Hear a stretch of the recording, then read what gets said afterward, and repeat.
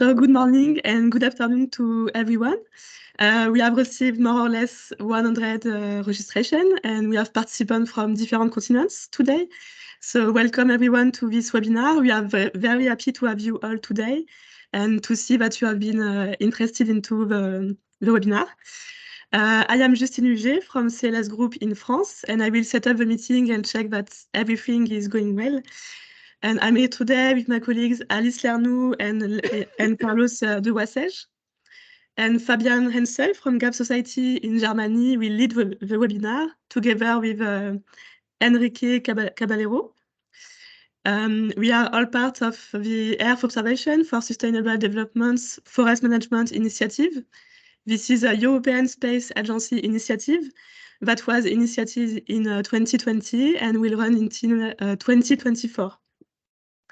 Our consortium is led by GAF and contains European and also Canadian experts who have experience in the provisions of geospatial data and services for forest monitoring and management, especially in the REDD+ process.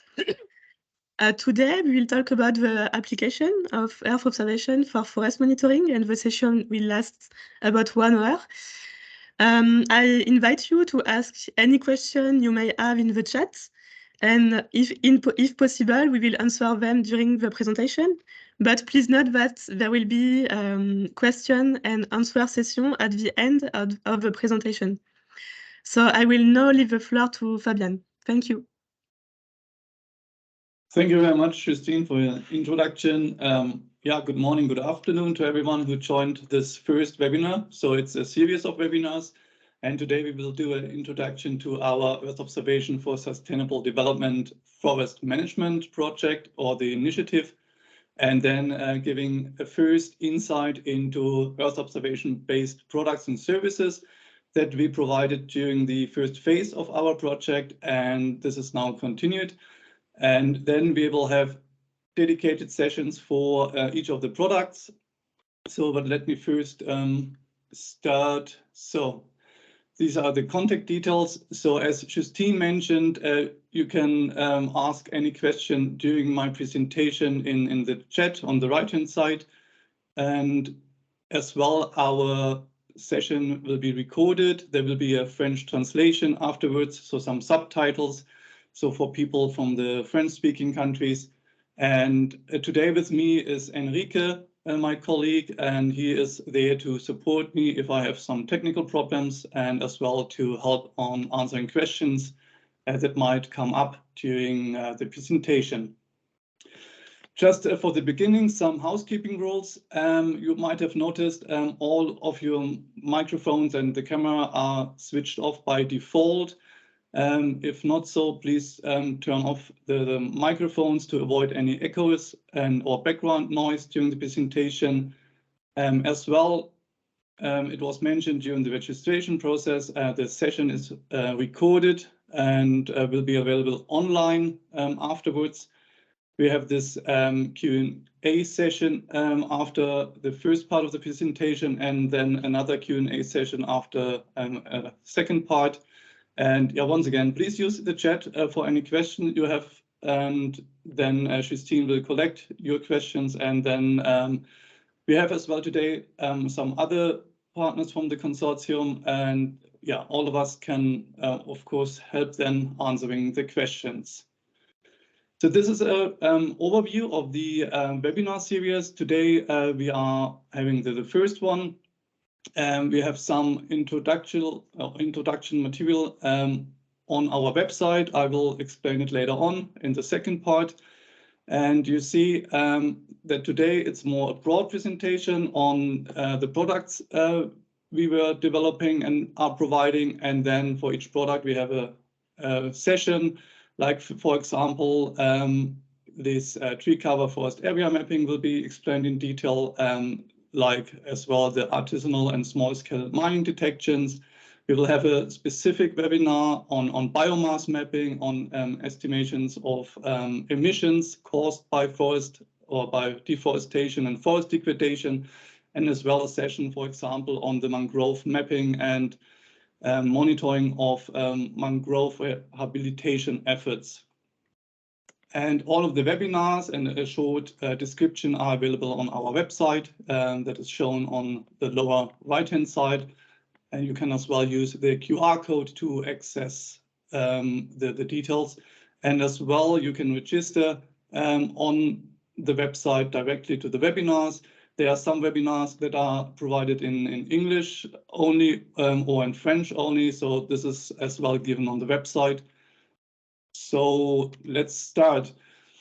So first, we will have the overview of the Earth Observation for Sustainable Development initiative. Then I will briefly introduce the product catalog, and for each product, I will show one application.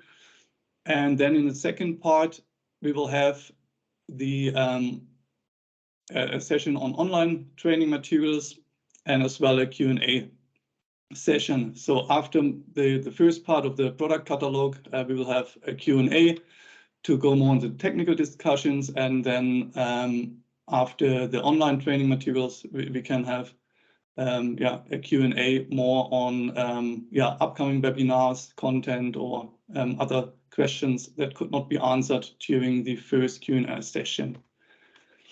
So what is EO4SD? So EO4SD, Justine mentioned it. It's an initiative financed by the European Space Agency, ESA, and there were several themes under this initiative, and it started in 2016 with the EO4SD urban development, and then we had a continuity coming from water resources, climate resilience was a topic, fertility, conflict and security. And now we are in the last theme that focusing on using Earth observation data for forest management. And the overall idea by ESA was to showcase, to do demonstrations on using or how to use Earth observation data into the international and finance institutions and in their client states for actually sustainable development. So we are doing demonstrations how to use products. We are not doing countrywide mapping. We are showcasing what is nowadays available and what can be done in an operational manner using Earth observation data. So here, focusing now on the forest management, our specific objectives are to demonstrate the benefit and utility of Earth observation-based information. Then we provide the services to different geographic regions. So we have some counterparts in the Amazon basin, then in Ethiopia, for example, in Mozambique as well. So we try to cover the tropical humid, but as well the tropical dry forest ecosystems. The products and services are user-driven, so we have an engagement and communication with the identified programs we are working with. And as well, an important part of our products is as well the quality assurance, so the validation and the accuracy assessment, and some technical notes or technical reports are given as well to the output products. So we don't do only geospatial products and deliver a raster data. So the idea is really to explain how such data was created, what input data was used, how what methods are used, so the classification algorithms, and then as well how the validation procedure was done and what accuracies were achieved, because this is sometimes lacking if you go to large-scale area mapping, that you have a geospatial information, but you don't actually know what is the thematic accuracy of such a product. And another part is the technology transfer within our project and the capacity building. So one part is now these webinars that are focused on the different products and applications, but as well we will have some in-country training workshops where we directly interact then with the local counterparts to discuss and talk on the products that were delivered during this project. So Justine mentioned it, this is a consortium. So it's an ESA-led initiative, but the projects are implemented by consortia that are bidding then, and we are now leading the forest management part with contributions and support from CLS, then Wageningen University, Hatfield Consultants in Canada, Indufo, and Caribou Space. These are building the EO4SD Forest Management project team. So who are the main stakeholders of the products and services that we are currently providing? Here on the right-hand side, you see the countries where we did demonstrations of the different products and services. And on the left-hand side, with Colombia, Ecuador, Peru, and Brazil, there's a cross-border initiative. Actually, it's the Putumayo Basin, where we provide several services. That's why these 4 countries are highlighted. But as well, we did, for example, services for the Ivory Coast, then Republic of Congo, Ethiopia, Mozambique, and in Indonesia, for example, some products on mangrove mapping and monitoring were provided. And for these, I will give some examples later on. So coming back to the stakeholders, actually it's the IFIs, so the International Finance Institutes, the government counterparts in developing countries. Then as well, the UNFCCC, the UN RED, and the FAO have interest in such products. And then these RED Plus countries that are addressed as well, and the local service providers that can make use of such products and services that are derived from Earth observation data. And of course, we have the NGOs, for example, WWF. They are working a lot with Earth observation data, and they already, let's say, kind of know the utility of Earth observation. And this is now, let's say, how can we use Earth observation data for different themes? So we identified several themes at the beginning of the project. We have the RED Plus, National Forest Monitoring Systems, and the analysis of drivers of deforestation and forest degradation. Then such data or products can be used to manage and to monitor protected areas. You can integrate Earth observation data into the community-based forest management, and as well you can use Earth observation data like Sentinel-1, Sentinel-2 based, mangrove mapping for coastal ecosystem and mangroves, so for rehabilitation, or as well to monitor actually the extent of mangroves.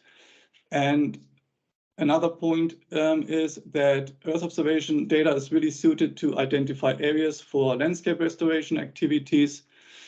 And as well, one of the, let's say, bigger topics is the sustainable forest management. So integrating Earth observation data into a kind of day-to-day forest activities.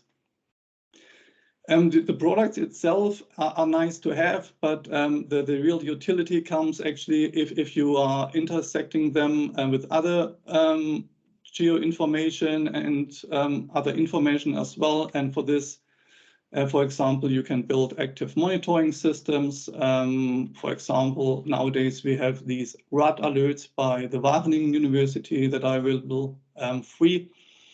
You can integrate the data to set up mapping systems on a, let's say, continuous frequency.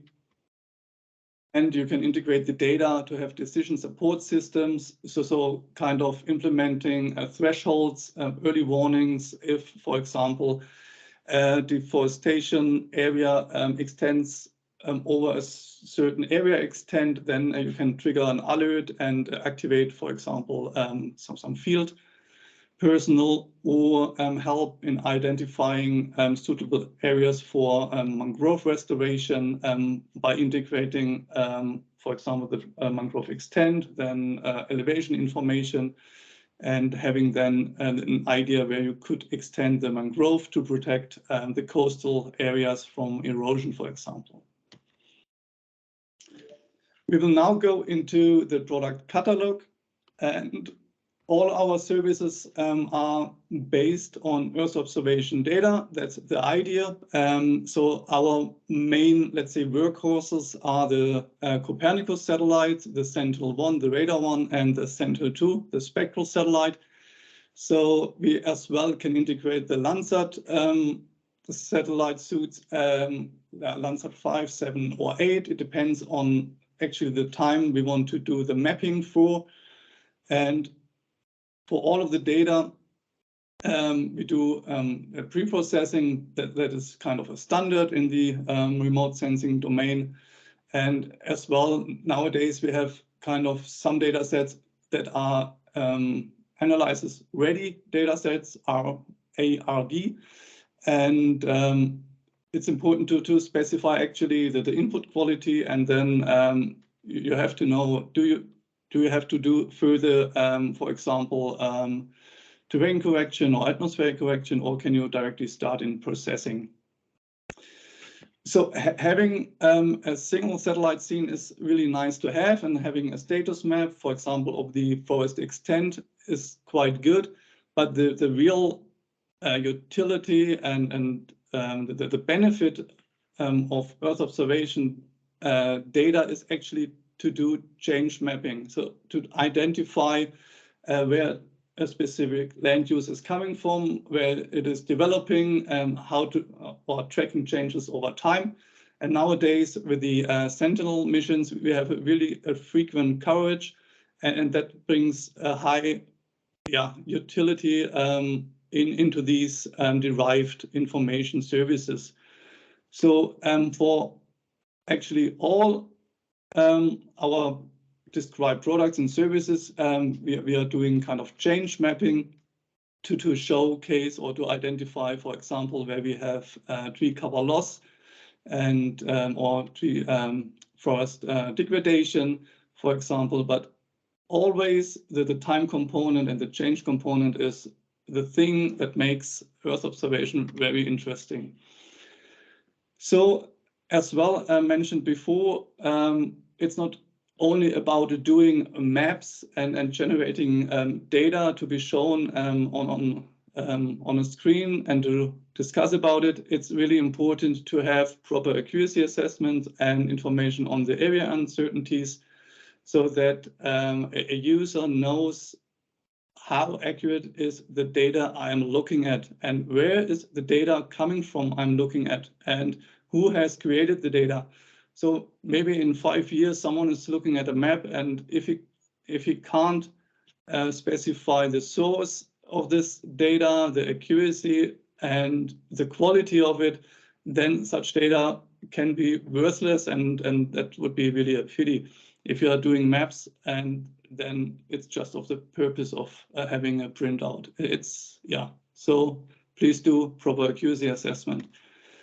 Coming now from the Earth observation input data to our product portfolio, we have the land use, land cover, the tree canopy or the tree cover density, and the tree cover change information, the forest area and change, the intact and non-intact forest information product, then the, I think, well-known near real-time canopy disturbance, and we have the mangrove and mangrove area change and recovery product.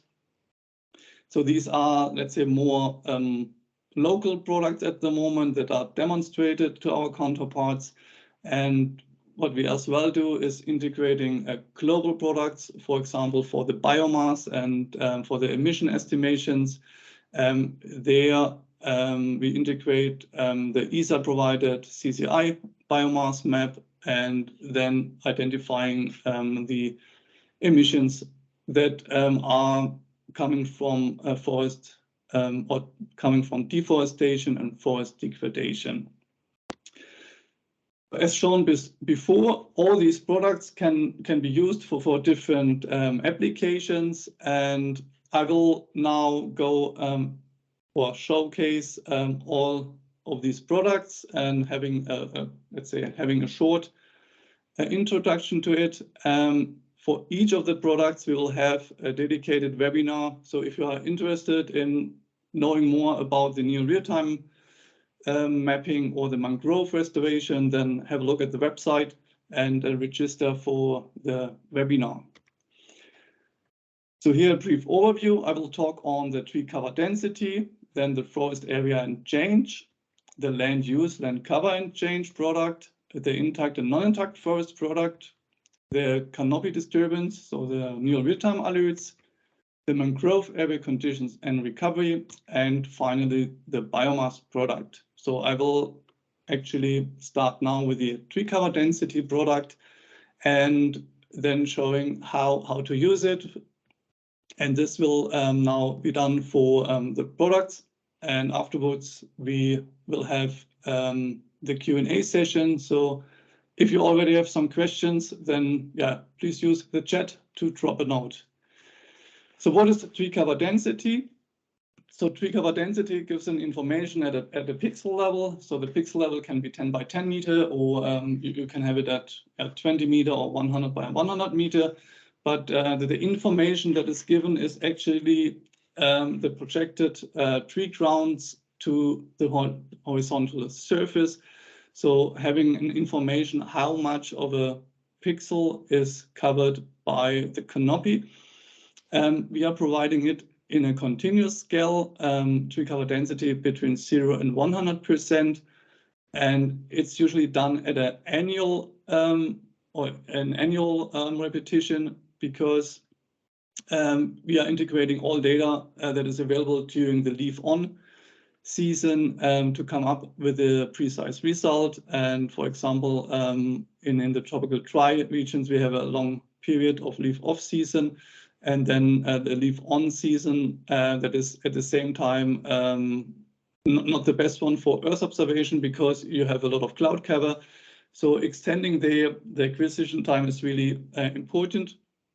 So this product is based on an annual data acquisition, and applications are, for example, for the RED Plus activity data assessment. You can actually use it to come up or to generate forest area maps, and use it for example, forest landscape restoration, having the information where you have the more dense forest and more the scattered open forest. And as well, it's a good source for forest management and planning.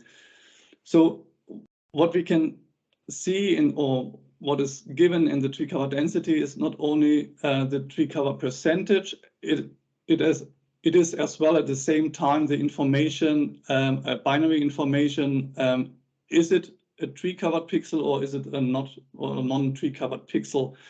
So then using this information of tree cover and tree cover density, you can calculate the forest area maps by applying a national forest definition, for example, here using a tree cover density of 10% and a minimum area of half a hectare. And as soon as you have the forest area extent, then you can go into the forest area change mapping and identify, for example, deforestation, or if you only have small tree cover losses, then it's accounted as forest degradation. But the tree cover density is kind of important to come up, or actually to apply this tree cover density threshold that is part of many national forest definitions. So here's just an example of the forest area and change product. We provided it for various demonstration sites here. It is given for the Mulevala district in Mozambique. That is a tropical dry forest ecosystem. And it's done as well as at a 10-meter resolution. It is a binary information, so it just tells you it's a forest or it's a non-forest pixel you are looking at.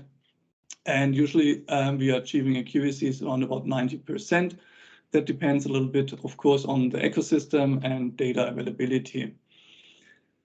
So the forest area is, let's say, one of the most important products because you need it for activity data assessment. You need it to determine the cross deforestation rates. It is often used as a benchmarking map or as a starting map for near real-time disturbance systems, for the NRT systems. As well, you can integrate it into planning of forest and landscape restoration, or input to capital accounting, and of course, the community-based RED+ monitoring. So here's an example how this can be integrated with the forest area product. So actually, we have here three components. On the left-hand side is the activity data assessment. That is actually collecting information, how much forest cover was lost over the time and where it was lost.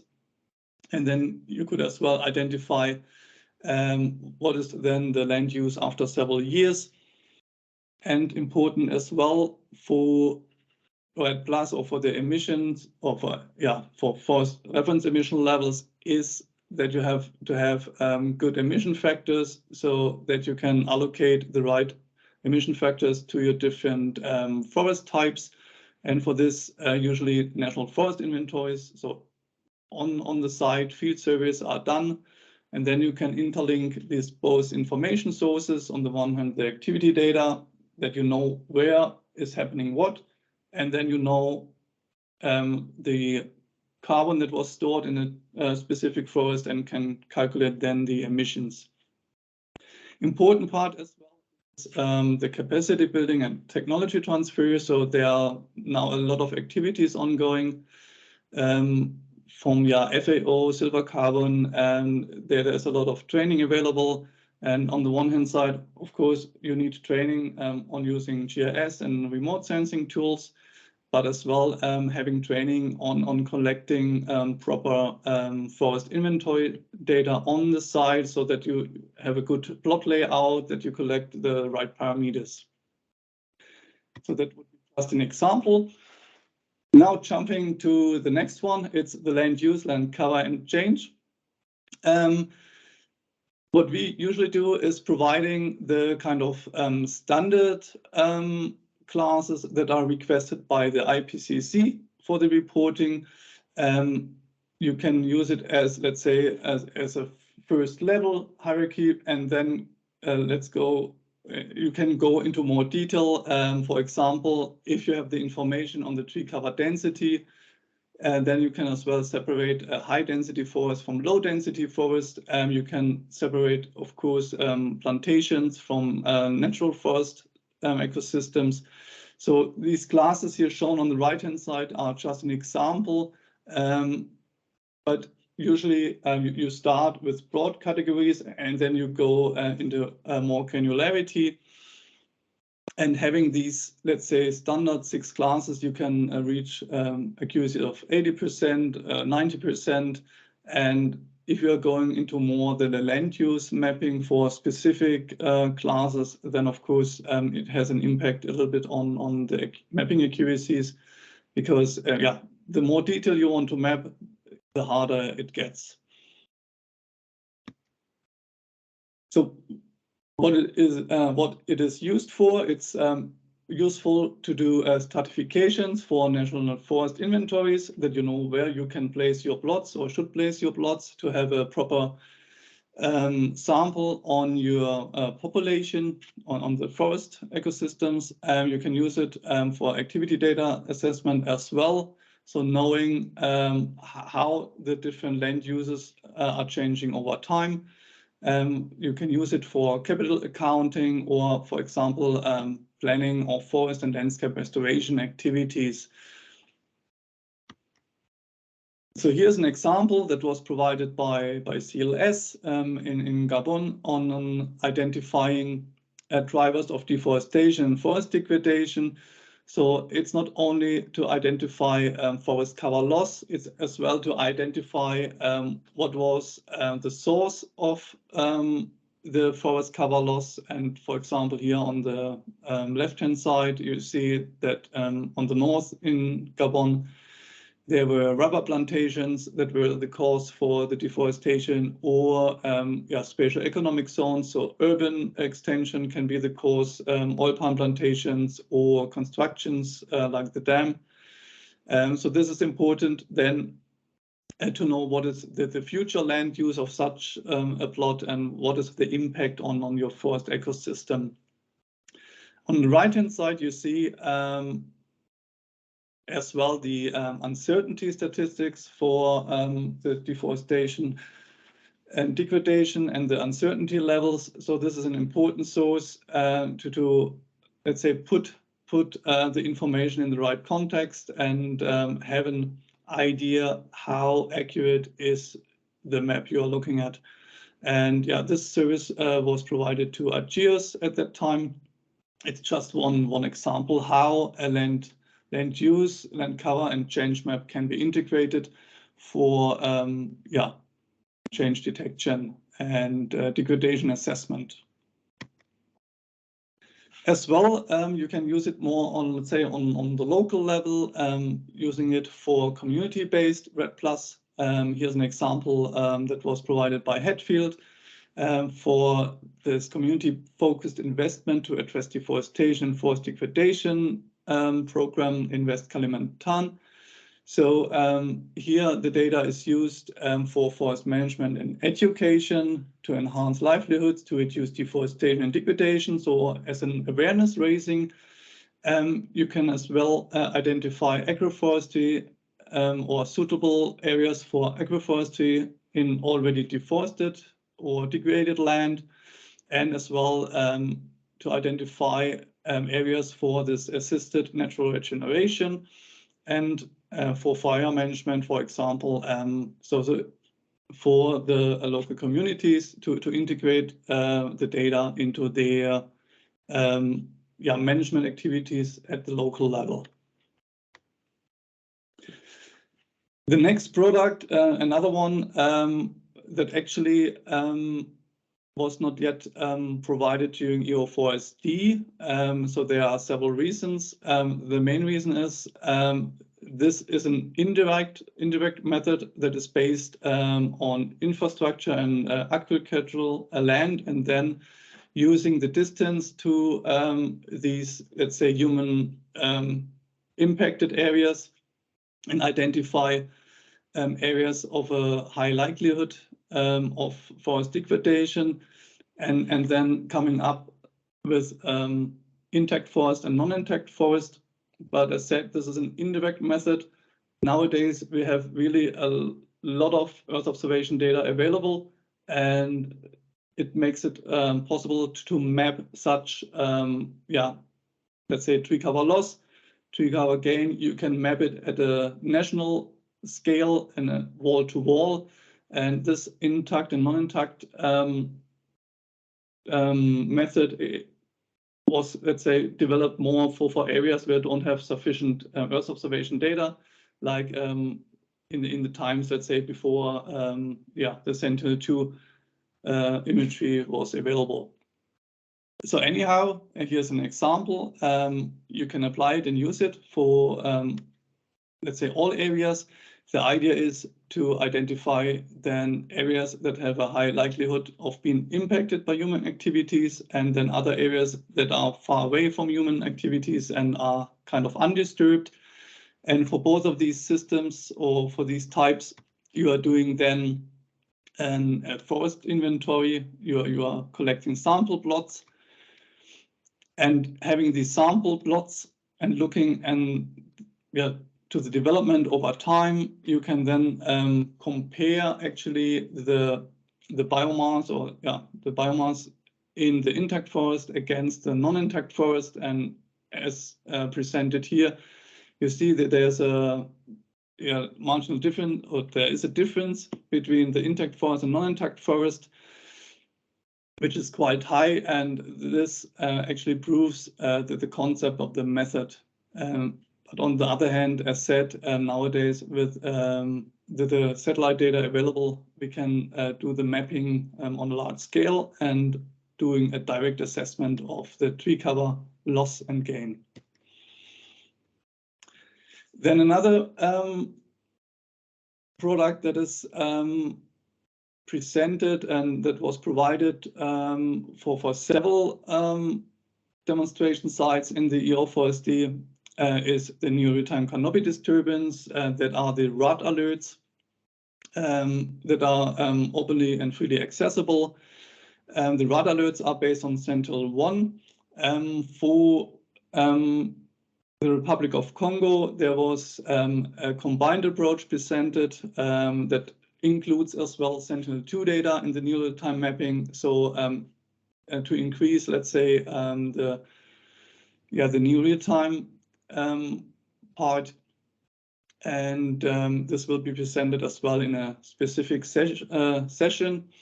And the potential use, of course, is provision of timely information of the forest disturbances, that you know where is something happen and what is the growth frequency of the changes. And then as well having the spatial information and the extent of the disturbances. As an example that shows the area of interest for this cross-border region, Putumayo Basin, between Colombia, Ecuador, Peru, and reaching out to Brazil.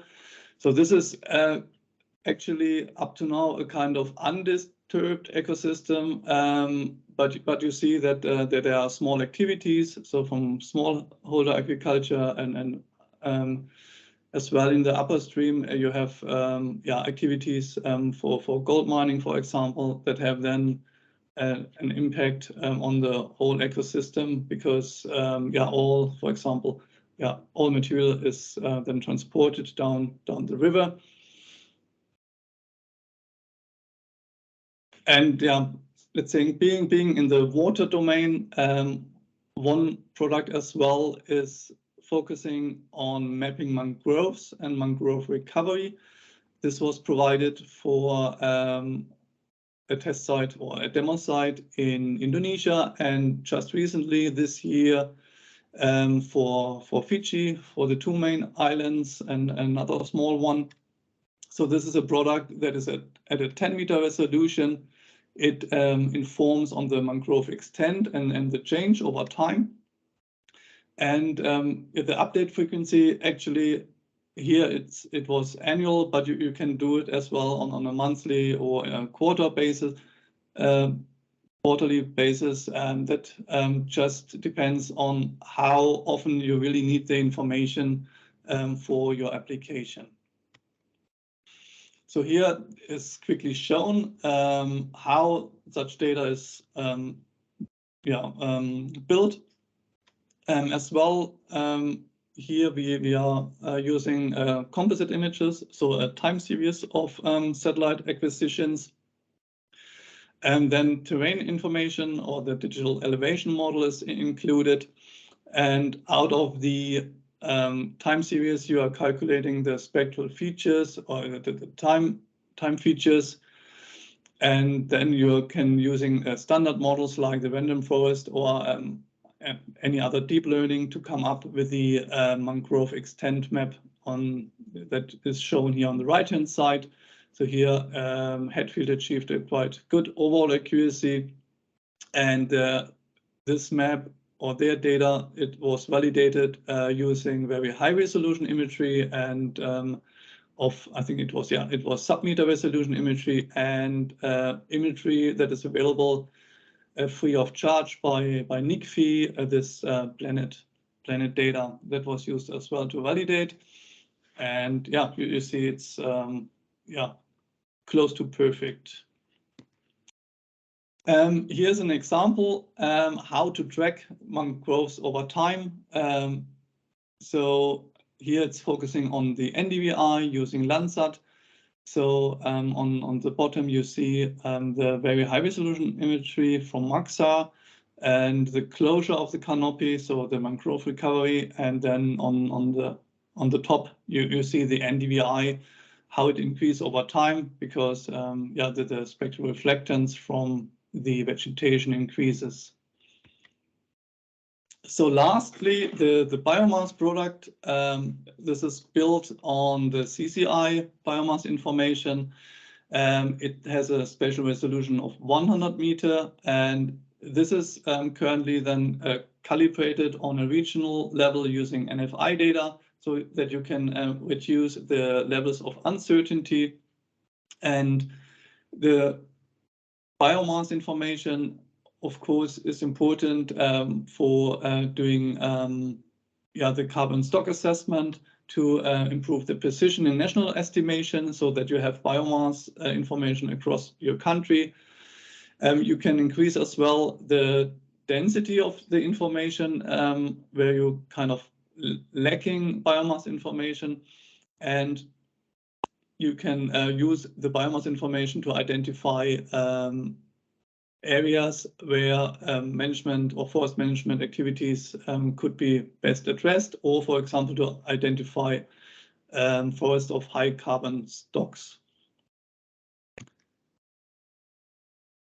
So to conclude now with the presentation on the product portfolio, as mentioned at the beginning, important is to provide as well the metadata.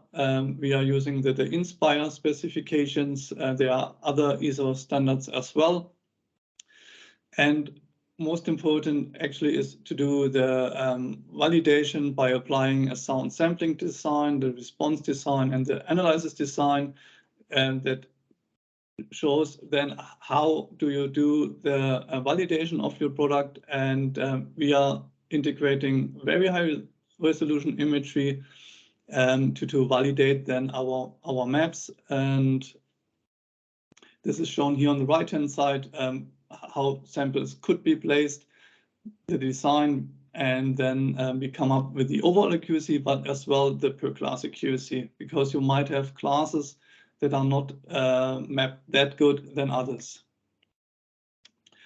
So all this information is then provided as the reports, the technical notes, having spatial analytics and statistics, and as well figures and explanations on the product itself, so that the data is not delivered as a raster data only. It has as well the PDF report, and both should always go together so that the utility of the product remains over time. This is just the overview, and I would now suggest that we go into the Q&A, but I don't know if there were a lot of questions at the